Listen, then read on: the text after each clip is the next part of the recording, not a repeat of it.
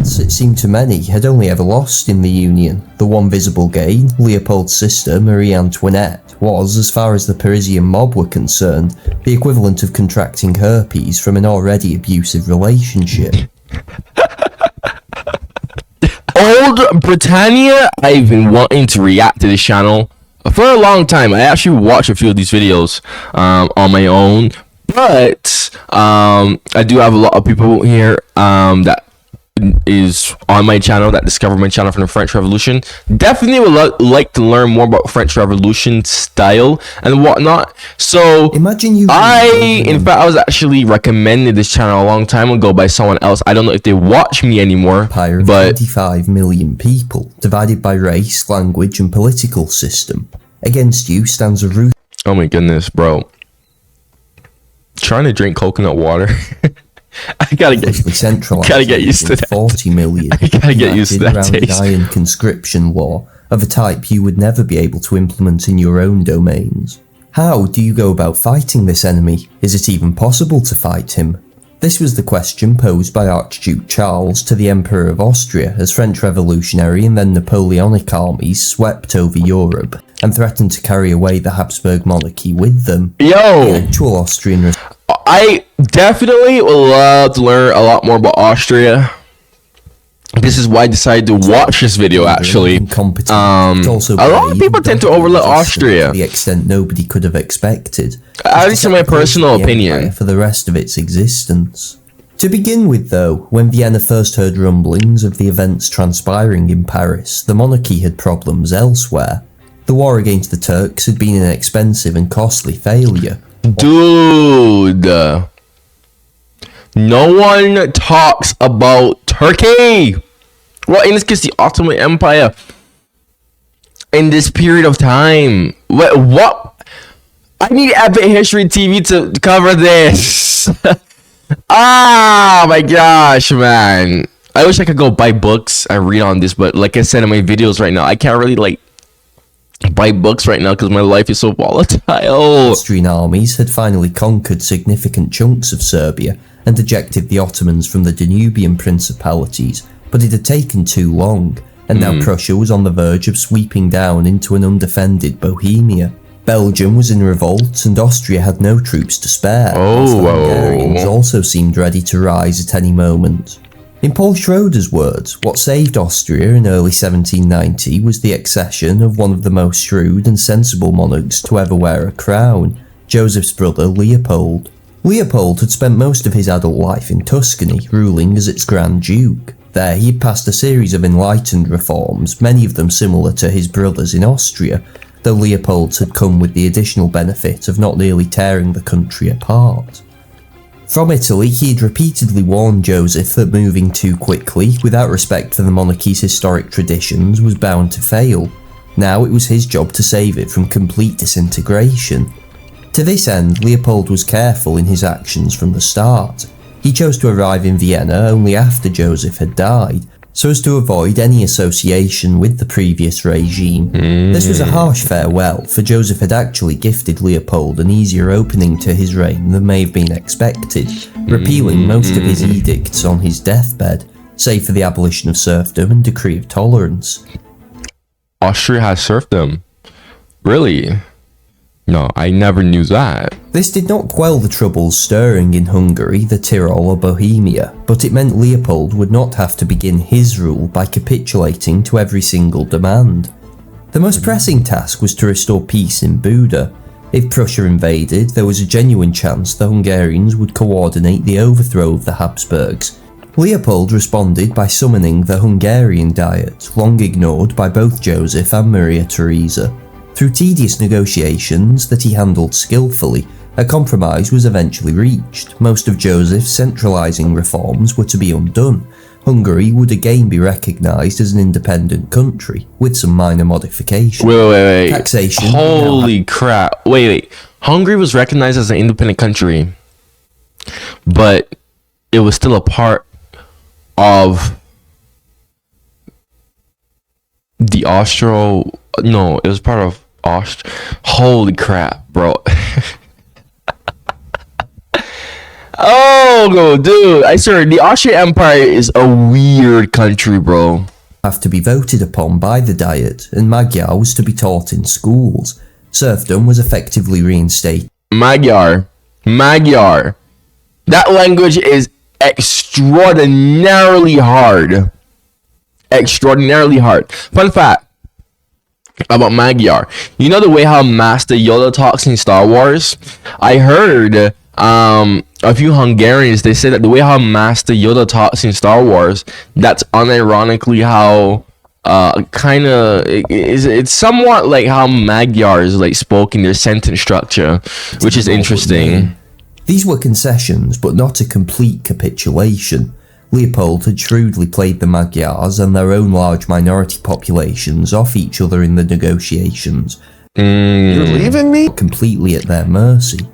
By mid-1790, Leopold had restored internal peace inside the core Habsburg monarchy without having to undo either Maria Theresa's reforms or even many of Joseph's more efficacious changes, such as those to administrative and judicial organisation. He could now look to foreign affairs. The immediate Austrian predicament was Prussia's obvious signals about a coming invasion of Bohemia. Wow. Habsburg troops were concentrated against the Ottoman Empire. Leopold decided it was thus better to escape the Turkish war with whatever he could get so as to deter Prussia. In this, he faced opposition from Kaunitz. I did not know Prussia was planning to invade. I know about how Prussia took Silesia, but I thought Silesia was good enough for Prussia. I had zero clue that Prussia was planning on doing more. And this is going on when the French Revolution was brewing. Woohoo! Still clinging to power. He argued making peace with the Turks just when Austria was finally winning the war would be humiliating. Instead, he proposed Austria should fight Prussia as well by drawing Russia into the war. Leopold listened intently to Kaunitz, the way Joseph and Maria Theresa had done, and then ignored him. In the summer of 1790, he met Prussian delegates at the town of Reichenbach. I will never understand that logic. Listen to someone just to only ignore them. Negotiate a settlement. Frederick William, the Prussian king, eventually offered an ultimatum. The Austrians could either have war with him or settle for a status quo antebellum peace with Turkey. Leopold chose the latter. The Convention of Reichenbach, signed on the 27th of July, was by all official metrics a humiliation for Austria. A costly war with the Turks that was just starting to bear victorious fruit was abandoned for nothing but a few border fortresses. Prussia had, on paper, achieved a great success for her prestige. The reality, however, was that Leopold had extricated Austria from a potentially catastrophic strategic position with nothing but her pride dented. The Habsburgs really would have struggled to fund new administrations in acquired Turkish territories anyway, and Reichenbach agreed Austria could reconquer its much more valuable Belgian provinces, the revolt of which Prussia had until then been not so discreetly supporting. On the 22nd of September, an Austrian army freed up by the end of the war in the Balkans dispatched a rebel force at Falmaine and retook the Low Countries. For the first time in nearly a decade, the Habsburg monarchy was at peace both internally and externally. It was not to last. Leopold had always genuinely sought peace, believing it was the best way of both stabilising his empire and growing it economically. He was unfortunate then to have inherited it at one of the most turbulent times in European history. The French Revolution, begun in 1789, was by 1791 spiralling out of control. France had, for more than 30 years, been Austria's key ally in Europe. 3 centuries of conflict and competition seemed to be behind them, but in Paris the Habsburg alliance was increasingly viewed with disdain.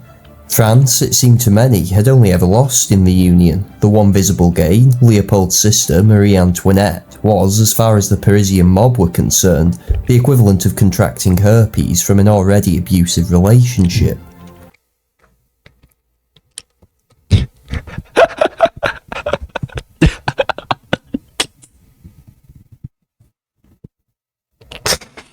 Okay. Yo, let me tell you this quick story, bro. There was this girl that I knew who fancied me, and long story short, like she had freaking herpes. And the audacity, I know this is a bit off topic, but like the audacity of this girl, like she thought she could have literally like wear the pants, i.e. telling me what to do, etc, etc. And I didn't want to be like rude to her, because when I found out she had herpes, I was like, oh yeah, no. No. And the thing was, she was very pretty, but not herpes. I am not dealing with that. I know there's two kinds, but that is just annoying. Both sides engaged in a wary standoff. Leopold had little love for the French royalist emigres that were fleeing the country, who either demanded obnoxious favours or tried to provoke an even more obnoxious war. Instead, the Emperor's strategy was aimed at building a European alliance system to deter any French expansionism. This, he hoped, would see the revolution contained and eventually settle down along moderate constitutional lines. Only once, when he received a false report that the French royal family had successfully escaped the country, does he seem to have considered military intervention to restore Louis XVI to his former powers. To this end, he issued a circular at Padua on the 6th of July, asking other monarchs to join in demanding his sister's freedom. Then, on the 27th of August, he did what Joseph never could, and finally buried the hatchet with Prussia, making a joint declaration with Frederick William from Pillnitz. In itself, the declaration was quite conservative with its wording, but it was the first step in Leopold's hope of a European alliance system to contain France. Although the Emperor still sought to avoid war, from November 1791, both Paris and Vienna spiralled inexorably towards it. The French complained about royalist emigres in German city-states, whilst they hosted other nations' revolutionary dissidents in Paris. Austria reinforced the Low Countries and the Rhine. Several factions in France began to see war with the hereditary enemy as a way of uniting their divided country. Seeing which way the wind was blowing, the Austrians and Prussians negotiated a more formal alliance on the 7th of February. On the 20th of April 1792, complaining of encirclement by the forces of reaction, France declared war on Austria. The announcement began more than 20 years of struggle in which the Habsburgs would be revolutionary and the Napoleonic France's most clumsy yet intractable foe. Far in excess of Frederick's campaigns, the wars with France would reshape the European continent and Austria's place within it. Ultimate victory would eventually arrive, but not before the Habsburg monarchy suffered a long and miserable procession of misfortunes, the first of which came before war was even declared. In March, Leopold had suddenly died at the age of 44, apparently of pneumonia. He had ruled the Habsburg monarchy for less than 2 years, yet in that short time he had dealt with its most pressing internal problems, restored her as a great power, and taken the lead in countering revolutionary France. Yo, I did not know about this Leopold guy. Wow. Learning a lot here. Not have prevented war had he lived. Which is weird, because so many people on my channel will talk about, they love the French Revolution and whatnot, but no one ever commented about Leopold and what he did. Wow. So this is like brand new info for me. Not have prevented France's extraordinary military successes. He would, however, have been a far more worthy opponent of the revolution and Napoleon. For Austria, it was, without exaggeration, one of the greatest losses the monarchy ever suffered. The fate of the empire, had Leopold been given another decade or two at the helm, would have been very different. His successor was his 24-year-old son, Francis. Despite more than 40 years on the throne, his reign has produced none of the interest that surrounds his three colourful and dynamic predecessors. Francis had his charms. He was intelligent, industrious, and could be decisive when it mattered, but he combined this with narrow-minded This looks like King Charles when he had that coronation. Like, he looks like King Charles the more that I look at him. Like, every time I saw Emperor Francis, I always thought he looked familiar. But now that I looked at this picture, I'm like, oh my goodness, he looks like King Charles. That is wow. Pettiness against both ideas and people. In this photo. But overall, not really. Dependable, plodding, but just in this photo. He was, quite frankly, just rather dull. Although he had been raised in Tuscany under the enlightened rule of his father, as monarch he would abandon the notions of Joseph and Leopold in reaction to the revolution.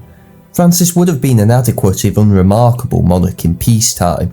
Like his father, it was his misfortune to inherit in a moment of existential peril for the monarchy instead. March 1792, however, the situation did not seem so desperate. Francis was easily confirmed as Holy Roman Emperor, the rest of the Habsburg monarchy united behind him with little fuss, and the Prussian alliance held, though it took until June for them to also declare war on France. Okay. Yet things began to go wrong quickly. Oh, really? The grand European alliance that Leopold had hoped for never materialised. Catherine of Russia was too busy with her machinations against Poland to bother much about France, whilst the British Prime Minister, William Pitt, ignored Edmund Burke's pleas for a counter-revolutionary crusade and instead adopted a wary neutrality. A Prussian army easily took Verdun, but its commander, the Duke of Brunswick, then turned the war into an ideological one by issuing a bizarre manifesto that threatened to raze Paris to the ground if King Louis were harmed. Already re-energised by the proclamation of a republic on the 10th of August, and now suitably galvanised by Brunswick, the Army of Lawyers, as the French were contemptuously dubbed, beat back the Prussians at the Battle of Valmy. Which I just reacted to. Check out that reaction after this. Excellent. That was an excellent video. So, yo, I gotta react to some more. I gotta react to more content about the French Revolution, man. I gotta like react to like the French Revolution from each nation's perspective. If you like know any more channels that have more like French Revolution, like or Napoleonic Wars from different nations' perspective, do let me know. There is this channel. He's a small YouTuber. He actually watches me. He's one of my subscribers, but he actually makes good content called Russian Eagles. I was actually thinking about dropping some reactions to him because I mean he knows that I watch his stuff. I don't know if he's watching this. If you're watching this, Russian Eagles, hello. But like yeah, he does some really good stuff too. Very quality French Revolutionary wars from like the Russian perspective. So I was thinking about dropping some reactions on him. Yeah. But if you know any other channels though, like do let me know. Like there's a lot for me to learn here. Unfortunately, since I can't really buy books right now and read, this is the thing. If I was at that point in my life where I could just go read books, because like I said, I don't really do much. I don't really play games. I don't really like do any of that stuff. If I was at that point where I could like read a lot more books, I will be making videos like this. Like I said, I have the capabilities to edit videos decently to make them engaging enough. It's just that 9 times out of 10, I don't have enough information to make my own personal take or give a proper opinion, assessment, analysis, you know, whatever you want to say. So I was like, okay, since I can't do that, I might as well just, for the most part, just drop reactions and just learn along the way. Drop some reactions on that and learn along the way. It's been going decent, but you know, this channel of mine, okay, it's not just a reaction channel. It's supposed to be more than that, but right now, because of the way how my life it's up and down, it's not stable yet. It's decent right now, but I need to stabilize things first, then I can really expand my channel the way how I want to. Not only that, but I want to also make sure that I have a big enough audience who's watching me, because it hasn't even been a year since I revived my channel. I need to make sure I have a big enough audience who's watching me before I start to make these types of videos right here, because I don't trust myself. Plenty of times in the past, I've really put my hard work effort hours. You know how long it takes to edit a video? Ooh. I mean, like, it barely anyone watches it. So, yeah.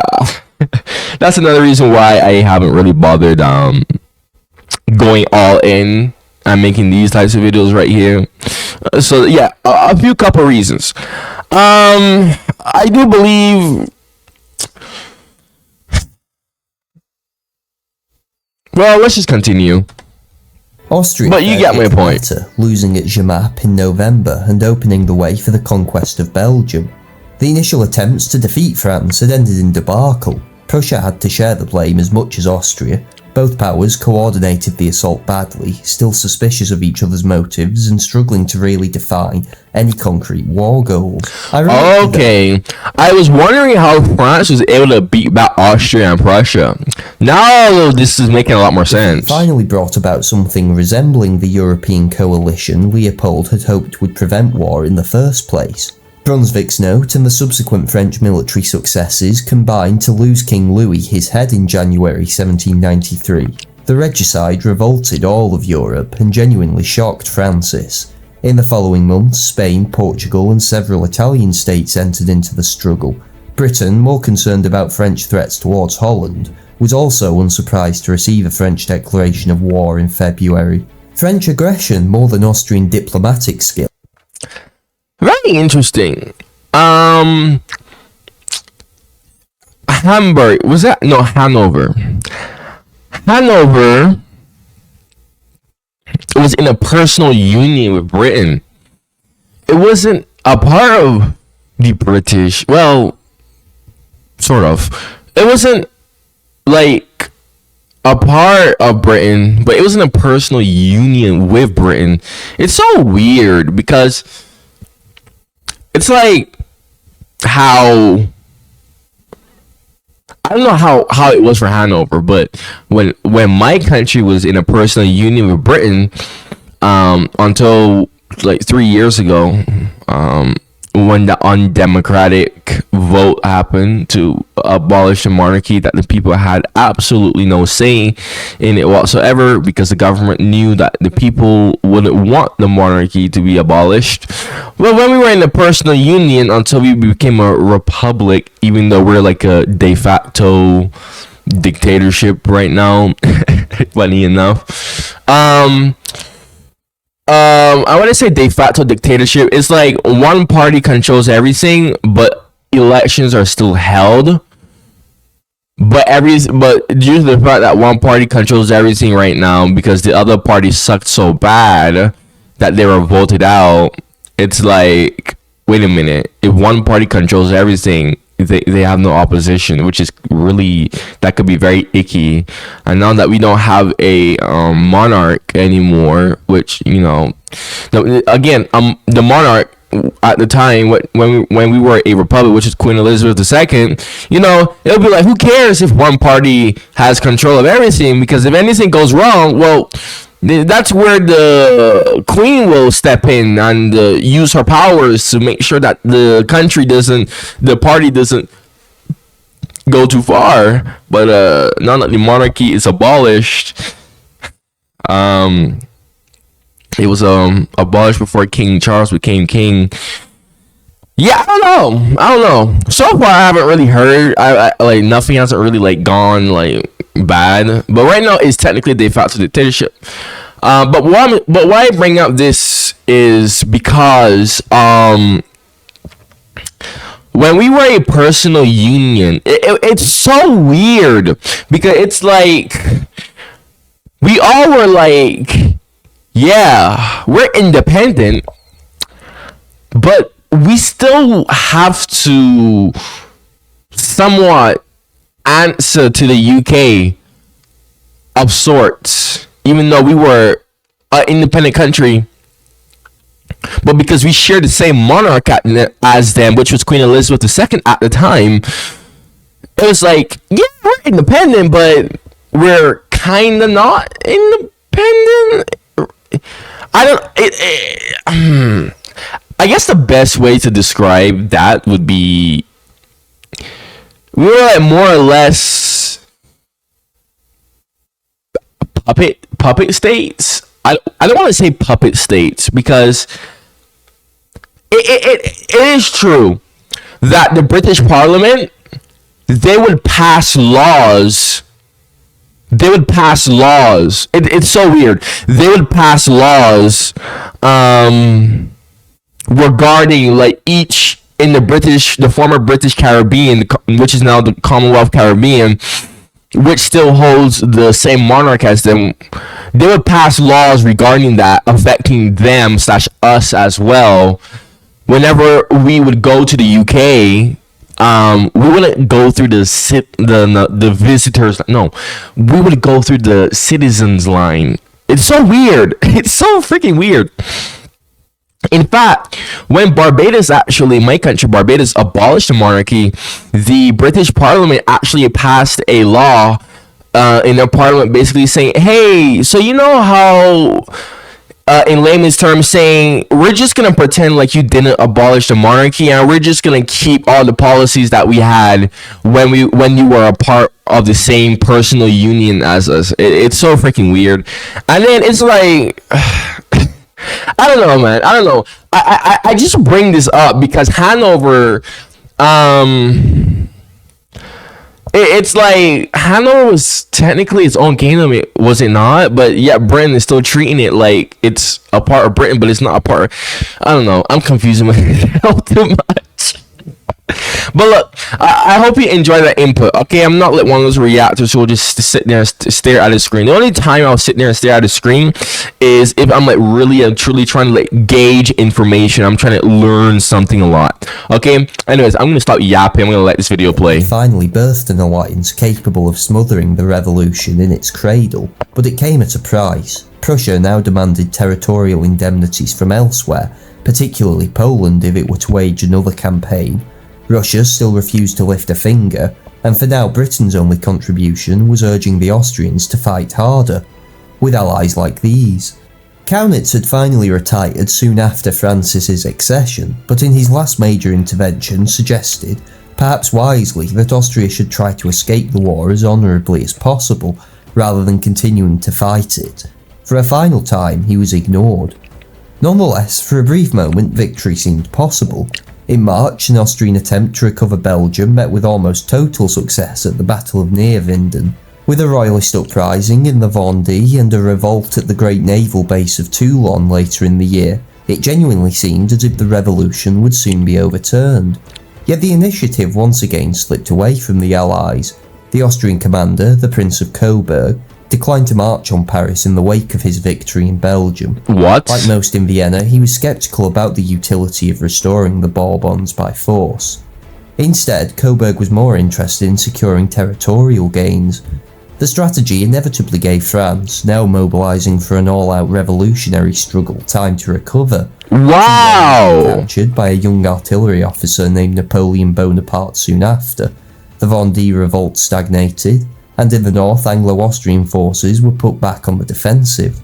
It was only at this point, a year after Louis XVI had been executed, that the Habsburgs began to understand what they were dealing with. Until now they'd been fighting the war as if it were another 18th century spat over Silesia with Frederick, expecting that the revolution would eventually be overturned from the inside. Now Vienna began to fear that unless it was destroyed quickly and by force, it would never be destroyed at all. It was a realisation that came too late. The French Revolutionary War machine clicked into gear in 1793, recruiting and organising masses of men that Austria could never hope to match. The next year, in June 1793... That's the thing about France. I don't know too much about this period, but I do know that France is literally like the juggernaut of Europe. France was the juggernaut of Europe. A lot of people tend to overlook that. Any other country where everyone, all of Europe, would be fighting against, they probably would lose. Maybe except for Russia, but yeah, France is just like juggernaut, man. Or they defeated a Habsburg army at Fleurus, so overran the Austrian Netherlands for good.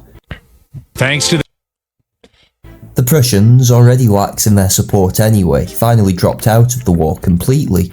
Tuscany and Spain soon followed.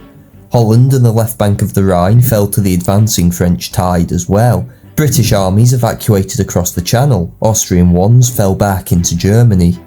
Should the Habsburgs now also abandon ship? That was the question Emperor Francis had to ponder in 1795. Austrian distractions in the west had already caused them to miss out in the east. The Habsburgs had taken part in the first partition of Poland in 1772, but since then had anxiously tried to avoid another land grab, which could only strengthen Prussia and Russia.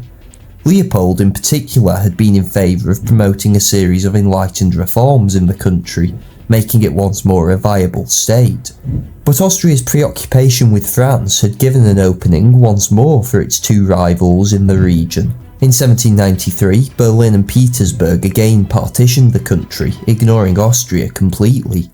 It was clear the war with France was distracting Vienna from its other commitments, but the new foreign minister, Turgot, decided against any serious peace proposals. A highly competent and efficient civil servant, he was devoted to the idea of counter-revolutionary struggle against France, but also... How did Poland get weak?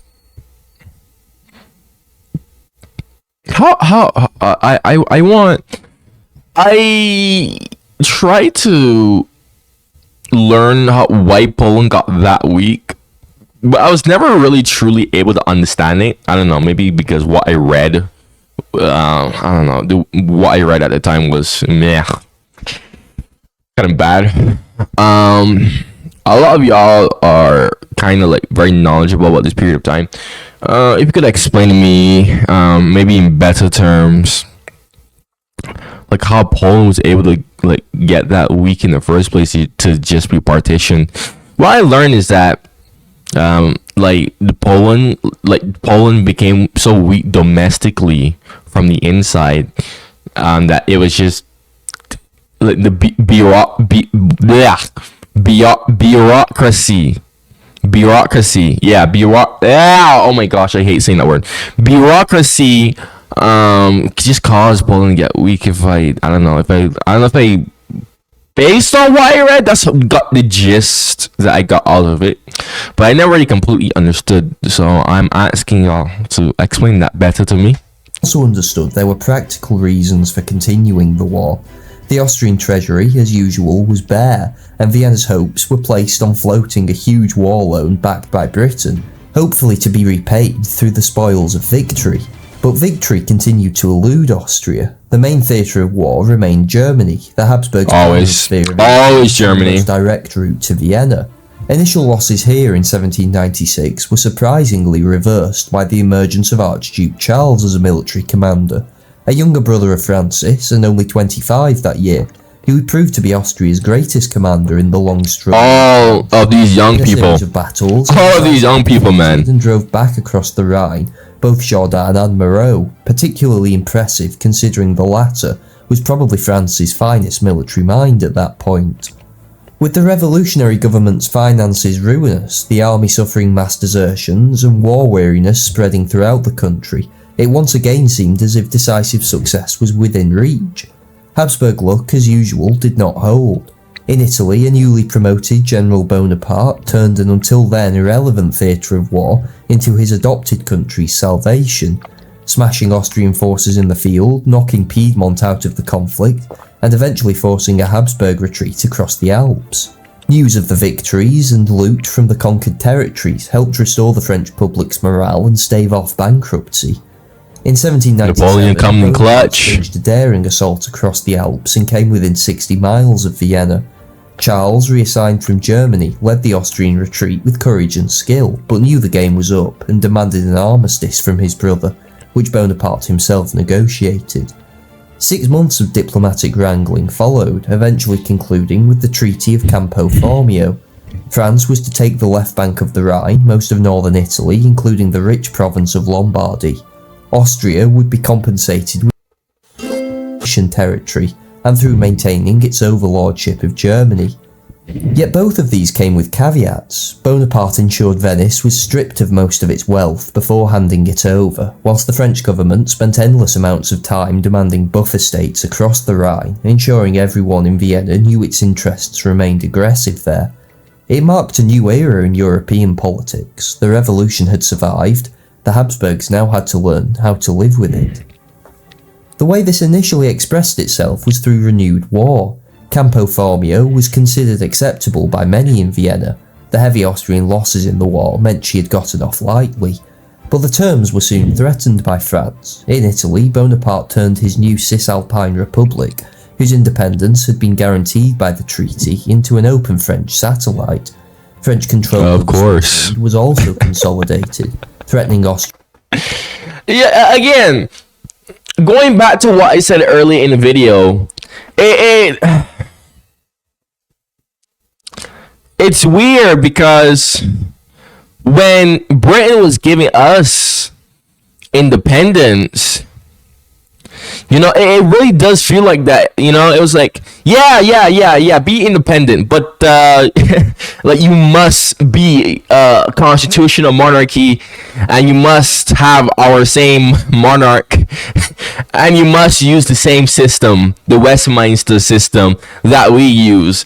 So that's why I was going for a satellite state, because it's like there was no other ultimatum. That was literally the ultimatum, that we had to become independent. But it's weird because Britain just didn't have the political will, because, well, obviously because World War II, Britain was just going broke, and it was just, even now the British economy is going bad. Britain and the Queen, just being extremely nice, just didn't have the political will to really and truly, like, turn all of those constitutional monarchies that were all in a personal union into anything else, really and truly. It really is shocking how Britain is more or less docile. In fact, the way how the Queen reacted when Barbados abolished the monarchy, I mean, she said that she was sad. She was sad. But, you know, if the people want it, the people want it. Like, she's not really going to step in and do anything. Yeah, Britain is... The only thing Britain really did was they just looked at the government and they just said, hey, just, like, be careful of China. Don't let China... In fact, I saw a bunch of Barbadians, actually, a bunch of Bajins, because that's what we call ourselves, hence my name, Bajan Englishman. I saw a bunch of Bajins. They were like, wait a minute, because Barbados, I heard a theory, actually, that China paid a bunch of money to Barbados, basically bribe the country to abolish a monarchy so that China could have more influence. I don't know how true that is, but my cousin, she told me that, yeah, even down there, you know, they're starting to put everything in Chinese now, in like Chinese writing and language. I'm like, what the heck? I've never seen that before. Never ever. Like, what? Like, dude, literally, it's the most English/British Caribbean island, Chinese handwriting. What the heck? So a bunch of Barbadians/Bajans, they were like, the government basically sold out the country from one to become one type of satellite country to another satellite to become a Chinese satellite, which is arguably worse. In southern Germany. But again, I haven't been there so long, so I don't know too much about the political climate right now. And its core territories. Over a year, the slide to war became inevitable once more. On his way to campaign in Egypt, Bonaparte had attacked the Knights of Malta, infuriating the new Russian Tsar Paul, who viewed himself as a protector of small states and finally made the Great Eastern Bear amenable to a coalition against France. With Bonaparte's army trapped in Egypt after a crushing naval defeat at the Nile, the time now seemed ripe to form a new front against France. Again though, the usual problems persisted. Prussia refused to abandon its profitable neutrality, relations with Britain remained sour over finances, whilst much of the Austrian military establishment moaned the army was not yet ready for another clash with France. Oh, okay. This is making a lot more sense how France was able to survive this much. Once more appeared in front of the Habsburgs. The new alliance with Russia produced a remarkable string of military victories under Alexander Suvorov. Commander of the combined Austro-Russian army in Italy by France, was made to flatter the Tsar. and all of his staff, support services, and over half of his men were Austrian. Nonetheless, by mid-August, 2 French armies had been virtually destroyed and a third was bottled up in Genoa. Almost all of Italy had been retaken, and France once again seemed open to invasion. Again, though, victory was not to be had. The rout of a Russian army in Switzerland increased further already high tensions between Petersburg and the rest of the coalition. Paul, always schizophrenic in his policies, now took Russia out of the war altogether. In France, the miserable Directory that had ruled for 4 years was overthrown by Bonaparte, after he'd abandoned his army in Egypt to seize power in a military coup.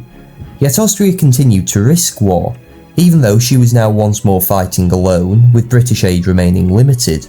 If they could hold Italy and maintain a grip on Germany, they would still end the war in a better position than when they had begun it. But in mid-1800, Bonaparte crossed the Alps and defeated the Austrians at the Battle of Marengo. Still waiting for that. Of the war, though Bonaparte subsequently made it out to have been.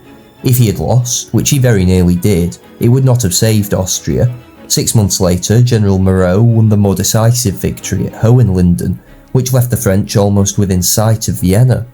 The Treaty of Lunéville, signed in 1801, changed Campo Formio little, but marked a clear end to the revolutionary. I want to see more about this Moreau fella. I only heard about him for Epic History TV and how Napoleon kinda didn't like him. Part of the wars for Austria. Future conflicts were to have less of an ideological bend to them and focus more on territorial and balance of power concerns. A decade of war had produced little result for the Habsburgs. They had lost Belgium, the left bank of the Rhine, most of Italy, and seen their authority in Germany fatally weakened. The French Revolution had, at least in Western Europe, triumphed, soon to be consolidated by Bonaparte. Yet all was not completely bleak. If the Habsburgs' grip on European affairs had decayed, in the hereditary lands, internal strife finally seemed to have come to an end. All were prepared to contribute to the war effort, and there was never any serious inkling of the revolution spreading into Austria itself. But in 1801, more than a decade of struggle still lay ahead for the Habsburgs, and there was no guarantee the dynasty would emerge intact. Excellent video. Once again, excellent video. Hope you liked what I had to say, my reactions. If you have any suggestions for me, again, go and comment down below. You know the drill already. Make sure you like the video so that my channel stays on the YouTube algorithm. Okay. Thank you for watching, and goodbye.